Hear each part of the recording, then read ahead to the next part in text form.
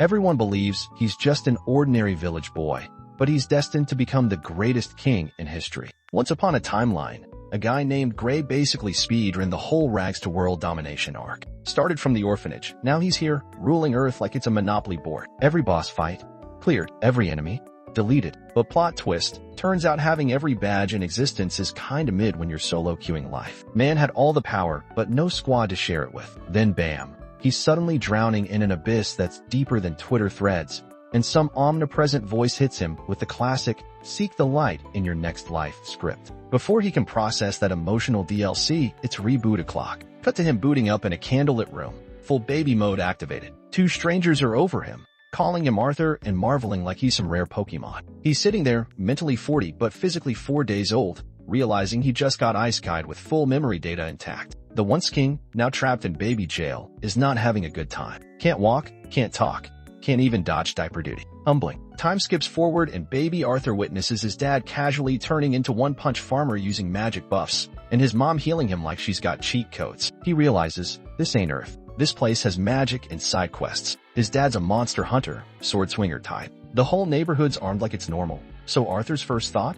Power grind starts now. Too bad he still takes damage from lullabies. Eventually, he gets over the whole baby with a god complex thing and starts vibing. For once, no one's trying to assassinate him at 2 a.m. And honestly, that's kinda nice. Months roll by and Arthur evolves from crying blob to crawling gremlin. When his mom dips, he fakes a nap, speed crawls to their library, and starts lore digging. He learns the continent's got dwarves down south, elves up north, and humans running the middle. No Game of Thrones chaos for the throne here, just plain old father-to-son handoffs. Boring, but chill. Then he hits the jackpot, a magic book. Science here is basically non-existent because everyone said nah and chose spell slots instead. Only a spicy 1% of people get to wield magic, and it mostly depends on how OP your parents were. There are 2 job classes, buff dads, augmenters, who punch stuff real hard, and sparkle casters, conjurers, who throw mana around like glitter. His dad's clearly team buff, while mom seems to be a healing hacker, so maybe something more. Arthur schemes that how to magic 101 chapter. Step 1. Form a mana core. Most folks wait till puberty, but Arthur's like, been there, done that. Had a Kai core in my past life. Thanks. So he starts focusing, hoping to skip the tutorial. Just when he's about to unlock mage. Yexi, mom comes in like a final boss and scoops him off to nap jail. Fast forward 2 years. Arthur's mom is off journaling her son's every sneeze while he's outside LARPing as a swordsman with a stick. Dad's cheering him on. Mom comes out, sees this, and flips, because apparently baby with a blade is not in the parenting manual. Arthur knows she runs the house. Dad might swing a sword, but mom swings the rules. Trips to the city become a thing, and Arthur treats them like educational field trips. Magic, weapons, weird street vendors. He's absorbing it all. Meanwhile, his daily life is straight up cozy core. After spending his past life dodging him in, being loved, fed, and carried is a whole mood. Makes him think back to the orphanage days, wishing for a family that never showed up. One day, he watches his dad flex magic again. The man barely manages to levitate some rocks, and Arthur's unimpressed. It's giving, could have done that with hands. Mom tells him that wasn't even dad's final form, and round 2 proves it.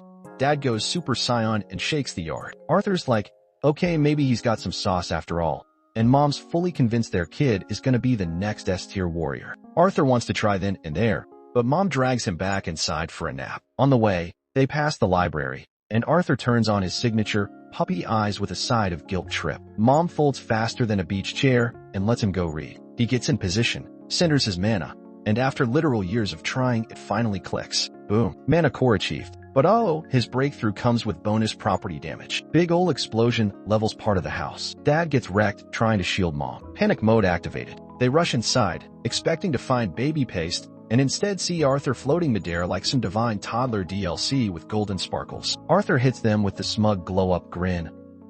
I have magic now, and walks like it's a catwalk. Except the ceiling decides to make a surprise comeback, and rubble comes crashing down. Arthur panics, assuming this is how his comeback arc ends. But his parents dive in, blocking the debris. That moment hits different. Not just the pain, Arthur realizes something he never did as the all-powerful Gray. These people love him. Not because of power, not because of potential, just because he's their son. They're crying. He's confused. In his old world, emotions were currency, used for manipulation or status. This is new. This is real. And before he knows it, Tears start streaming down his face too. No thoughts, just baby instincts, as he clings to his mom like his life depends on it. And honestly, maybe it does. Fast forward a few toddler years, and Lil, Arthur's no longer a diaper demon. He's now a bite-sized battle gremlin learning how to throw hands from his dad, Reynolds. They square up in the backyard like it's Saturday Night Smackdown, and Dad offers his prized anime gloves like it's some shounen rite of passage. But Arthur's like, nah fam, wrist too small, and grabs the discount foam sword from Target instead. First round, Arthur goes full Zoomer rage mode, swinging 3 times in a row like a Roblox sword fighting noob. Dad's not even phased. He blocks it all like he's seen better moves from a cat video. Arthur clocks that his dad is juicing his stick with mana, so he does the same, and surprise surprise, his anime buff pays off. He slaps so hard, the sword breaks Dad's toy in half. Victory? Maybe. Dad says stamina, sword, but secretly starts sweating. This 4-year-old is built different. This sparks that we need to send our son to Hogwarts convo. Mom's immediately in full mama bear mode. Ain't nobody taking her precious bean. But Dad drops the his wood's better than mine line. No pause needed, and she rethinks her strategy. Arthur hits them with a brain cell combo idea. Let's all go together. And since property tax isn't a thing here, they actually agree. Squad rolls out. Mom, Dad, and their OG adventurer friend group. The lineup? Adam the meathead leader. Angela with the milk physics. Durd, he exists. Helen the Katniss cosplay. And Jasmine, the chaotic knife girl with Zoomer ADHD who seems mildly sus of Arthur's vibes. On the road, Arthur finds out this world runs on Wagon Uber. It's giving Oregon Trail but with murder. Mid-picnic, a pack of furry death dogs show up. Jasmine goes full fruit ninja, slicing through wolves like she's speedrunning. The others follow suit, and soon it's a whole buffet of barbecue werewolf. Bon appetit. That night, Dad's leaking red sauce from his arm, and Mom casually activates her ultra-rare medic DLC. The whole gang panic positions around her like she's the president. Arthur finds out healing mages are rare enough to be collectible cards, and his mom is practically a shiny holographic, which explains why they dip to a village in the middle of Minecraft world. Next day, gym class starts. Adam decides it's training arc o'clock. He nerfs his spear with some baby padding and squares up against Arthur. Arthur goes zoom, activates mana sprint mode, and tries to speedrun behind Adam like a ninja in PvP. He slips. Classic. Fight turns into Beyblade bounce back. Arthur gets yeeted into the air.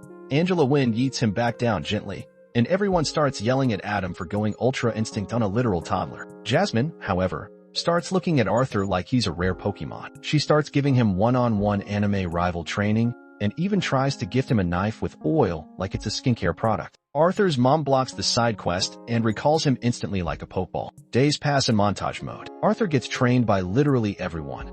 Swordsmanship from Adam, push-ups with Dad, arrows from Helen, and Naruto runs with Jasmine. He lives the ultimate side character to protagonist upgrade routine. But the road trip vibes get nuked when random arrows crash their kart party. Yep, bandit ambush arc unlocked. Durd and Adam tank the arrows like human meat shields. Angela turns the wind dial to hurricane, and Arthur peeks out like, oh cool, it's a whole Fortnite lobby. Bandits want to keep Mom and Arthur for reasons, and sell the rest like Black Friday deals. The adventurer squad starts swinging, and for a bit, it's kill streaks all around.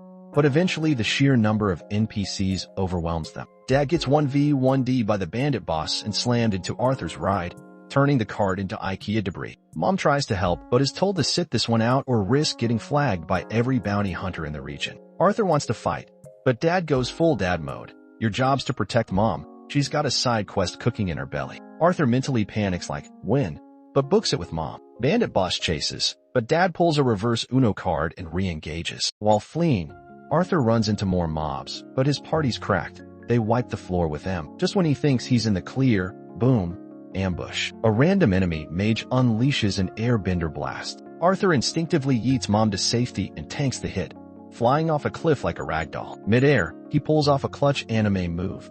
Rope knife combo. Snags the enemy mage and brings him down too. The squad scrambles to save Arthur with big magic, and Mom's out here crying louder than any boss battle cutscene. But Arthur? He feels weirdly calm. Like, is this peace? Is this what feelings are? Then it hits him, literally and emotionally, he was about to be a big bro. And now, that future just got deleted from the timeline. Arthur opens his eyes like he just rage quit reality and reloaded a save file. Somehow, he's not a pancake smeared across the forest floor. No idea where he landed. But before he can even finish buffering, the ground starts doing the Harlem Shake. Something massive is stomping its way toward him. He tries to stand like a freshly booted up NPC, only to lock eyes with the nightmare fuel of the week, a giant demon thing that not only knows his name but says it like they're old Twitter mutuals. Arthur's brain is yelling fight or flight, but his body picks punch. He anime jumps straight at this final boss-looking creature, only to get casually flicked like a Cheeto crumb off a keyboard. The demon's like, LMAO, calm down baby boss, then does a 180 and claims she's actually chill. Arthur's internal monologue just blue screens, and then she starts, picking fruit? Yeah, just grabs some jungle apples and offers him a snack like this is Animal Crossing. She drops the Uno reverse card. No questions until you eat. And Arthur, with the survival instincts of a slightly bruised avocado, just devours it. Once fed, he finally asks about his parents. The demon airplays a highlight reel from the bandit fight like she's got a Forest livestream subscription. It's just a bunch of goons turned into background scenery. Everyone Arthur cares about. Totally alive. They dipped out days ago like it was just another Tuesday. Arthur nearly short-circuits from relief. He's sobbing like someone who finally fixed the Wi-Fi. He asked for the demon's name, so he can send her a thank you fruit basket or something. And she casually drops Sylvia, like it's a normal forest name. Cut to a few days later, Arthur's still vibing in Sylvia's cave. It's giving healing arc with free room service. He's munching fruit, patching up the damage, and trying to convince Sylvia to let him hit the road. But she's like, buddy, outside is a DLC you're not leveled up for, full of beasts and bandits who do not care about your main character energy. But plot twist, she's got a cheat code, portal magic. The catch? Takes forever to load, like Skyrim on a toaster. Arthur gets it. So while Sylvie is brewing that dimensional rift, he starts grinding his skill tree. Over time, he realizes that yeah, she looks like a boss fight, but she's actually built like a supportive RPG party member. She even seems emotionally invested, which is wild. Then one day, while Arthur's doing his mana homework, Sylvia casually breaks the magic system. She pulls mana from the air, balls it up like it's silly putty, and drops the bomb that humans are playing this game on tutorial mode. Turns out most people are out here choosing between gather mana and use mana, when some wild creatures like her do both at once like absolute pros. She offers to teach him the trick, but hits him with a surprise quiz first. What will you do once you're giga-powerful? Arthur loads up his edgy past life memory cache and basically says, murder anyone who breathes near my squad. Sylvia's response? Instant yeet. Just slaps him back into the Stone Age. Arthur's offended until she hits him with the moral patch notes. She doesn't hand out god-tier techniques to future war criminals. He's confused because his previous life taught him one thing: power equals violence. Sylvia pauses the tutorial and asks the real question. Do you even like living like that? Arthur's brain does a full freeze frame. Sylvia, with the calm authority of someone who's watched every season of his trauma, explains that strength isn't just for bonking enemies. It can protect, heal, mean something. Her words smack Arthur right in the soul's Wi-Fi. She asks again what he'd do with power. This time, he rewrites his answer. He'll protect the people he loves. Sylvia nods, achievement unlocked, and the lesson begins. She teaches Arthur the forbidden move, passive mana absorption, aka cheating without getting banned. Arthur picks it up at light speed. He's hyped, ready to show her, sprints up, and gets slapped into a pile of rocks like she suddenly remembered she ordered chaos. He's buried, confused, probably sore. Then Sylvia speaks to him via psychic Discord ping. Shush, don't move. Seconds later, another demon enters the chat. This guy's clearly Sylvia's co-worker from Hellcourt. He's like, time to clock back in. And she's like, nah, I'm on a personal quest arc. Demon dude doesn't take no for an answer and fires an energy nuke at her. Arthur wants to jump in, but Sylvia just tells him to hold his horses and trust the process. She gets up, charges her key, and does a full transformation sequence. Her body dissolves in a flash of anime power, and out comes a giant, majestic white dragon. Not a demon, a literal legendary beast. She goes beast mode and shoots a planet-sized hyperbeam at the dude, who can barely hold it back. He shouts that this much power has consequences,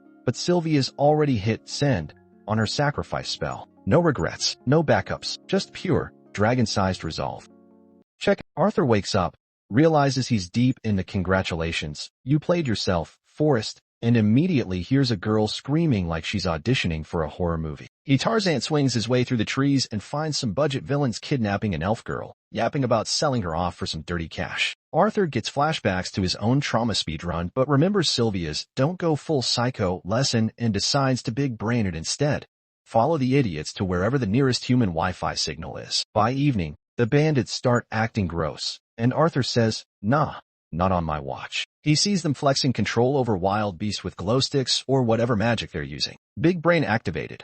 Arthur pelts the monsters with nuts, literal ones, causing chaos. As the bandits scramble, Arthur stealth mode slashes one guy, loots his knife, and starts his casual killing spree. But plot twist, turns out his toddler body has the stamina of a wet tissue. Still, a third bandit pulls up and Arthur clocks him too, but it's messy. The fourth bandit, who thinks he's the main character, shows up and tries to recruit Arthur by magic punching the earth like a drama queen. Arthur throws a knife with DIY thread tech, but the dude catches it like a pro. He then WWE slams Arthur, but Arthur fire bends his way out, fries the dude's leg, and pulls a pro gamer move by finishing him off. One bandit, one forehead stab, classic. Arthur frees the elf girl, but he's internally spiraling because she reminds him of someone he simp remembered from another life. He patches things up, covers the dead bodies like a responsible babysitter, and lies that the creeps just had an oopsie. The girl refuses to leave his side because she's scared, and Arthur, being the softie he pretends not to be, lets her tag along. Next up, Monster Liberation Arc. The girl wants to free the enslaved wolves because nature, or whatever. Arthur's like, bad idea, bro.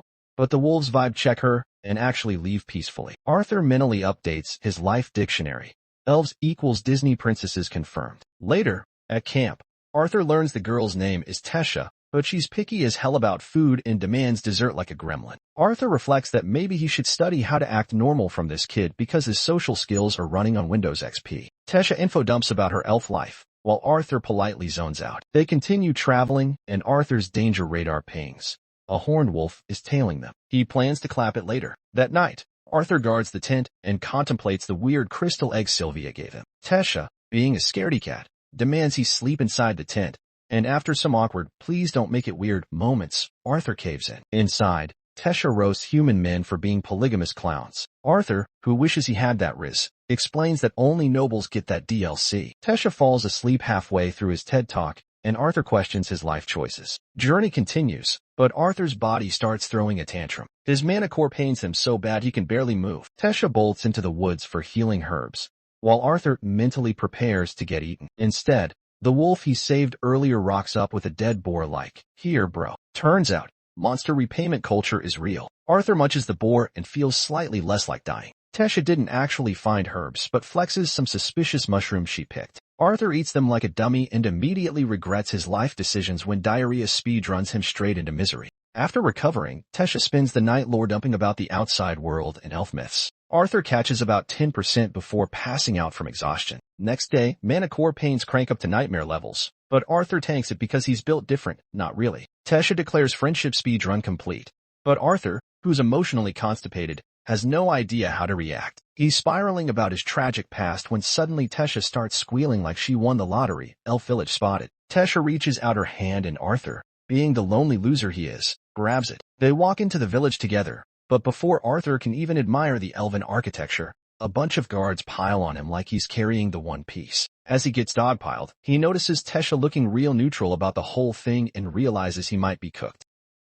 Arthur's brain does a full factory reset.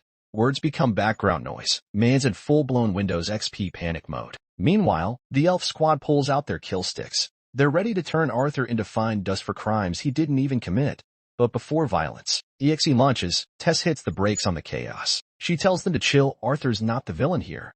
But apparently these guards skipped empathy class. They're convinced he cast some friendship jutsu on her or something. That is, until some booming Gandalf voice tells them to zip it. Out of a magic hole in the air strolls an old elf geezer, dripped out in authority. Man tells the guards to unclench and let the boy breathe. Tess checks if Arthur's still in one piece, then starts verbally body slamming the soldiers for trying to unalive her savior. Grandpa Elf, aka Varian, ex-king of the forest people, steps in like, chill out.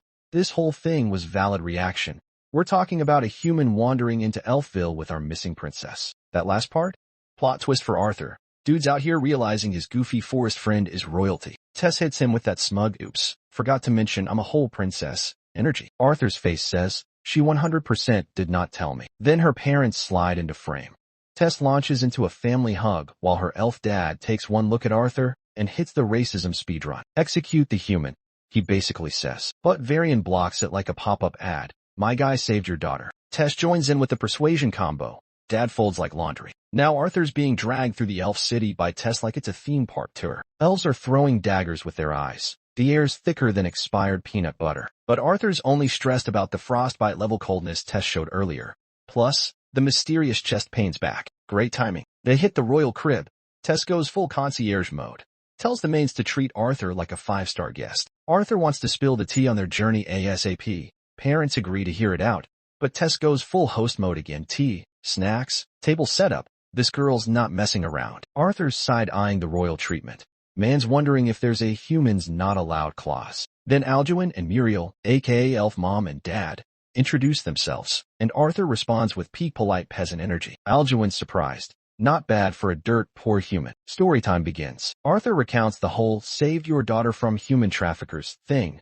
Fam gets madder than Twitter during a scandal. They start dropping anti-human bars until Arthur claps back. Maybe blame the profession, not the species. Varian's intrigued.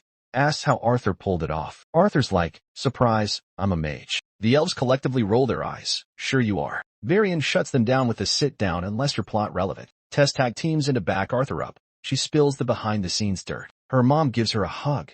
Dad finally softens and says, okay, we believe you. Arthur shoots his shot. Asks if they can portal him back to his fam. Dad says no. He's not here to do favors for humans. Arthur pulls the Uno reverse card. Isn't acting like this kinda barbaric? Dad. EXE crashes briefly. Still says no. Tess activates emotional guilt beam. Stares at Dad until he short-circuits. Fine, he groans. Portal travel rules are strict. Once every 7 years strict. But they'll send Arthur home with a soldier squad. Arthur's relieved. Then Karma smacks him with the chest pain again. It's worse now. He powers through the day. Then hits the balcony like a melodramatic anime protagonist. He sees Tess vibing with her parents and starts spiraling. Man's missing his own folks. Wonders if they'll be just as happy to see him. Wonders if he even deserves that. Emotional spiral go BRR. Tess spots his sad BOI energy from a mile away and runs up to apologize for her family being jerks. Arthur shrugs it off, then hits her with a go back to your spoiled lifestyle jab. Tess catches feelings. Tells him his parents will spoil him too. Now Arthur's anxiety meter is maxed out. He needs someone to say it'll be okay. Tess slaps his cheeks with emotional reassurance. Duh, of course they'll miss you. She says she already misses him. Arthur's internal monologue blue screens. Right then, some magical glowing petals start floating around them like the universe is shipping these two hard. Arthur's just about to soak in the moment when his memory yeets back to that cold look Tess gave earlier. Was she okay back then? Was he seeing things? His brain says, shut up, enjoy the flowers. But fate isn't chill. He senses an attack coming. Like a reflex, he blocks it and lunges at the source. Plot twist.